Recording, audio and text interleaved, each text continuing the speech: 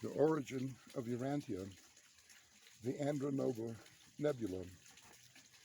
Urantia is of origin in your Sun, and your Sun is one of the multifarious offspring of the Andronover Nebula, which was one time organized as a component part of the physical power and material matter of the local universe of Nebadon.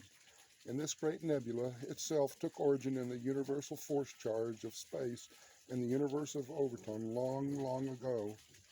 At the time of the beginning of this recital, the primary master force organizers of Paradise had long been in full control of the space energies which were later organized as the Andronover Nebula.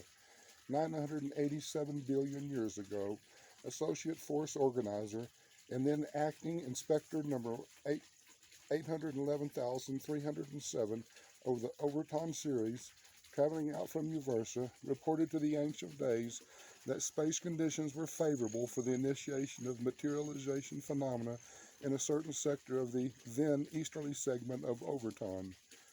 900 billion years ago, the Uversa archives testified there was recorded a permit issued by the Uversa Council of Equilibrium to the super-universe government authorizing the dispatch of a force organizer and staff to the region previously designated by Inspector number 811,307.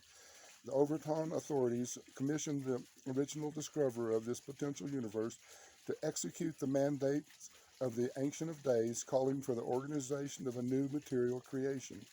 The recording of this permit signifies that the force organizers and staff had already departed from Uversa on the long journey to that easterly space sector, where they were subsequently to engage in those protracted activities which would terminate in the emergence of a new physical creation in Overton. 875 billion years ago, the enormous Andronover Nebula, number 876,926, was duly initiated. Only the presence of the fourth force organizer and the licensed staff are required to inaugurate the energy whirl, which eventually grew into this vast cyclone of space.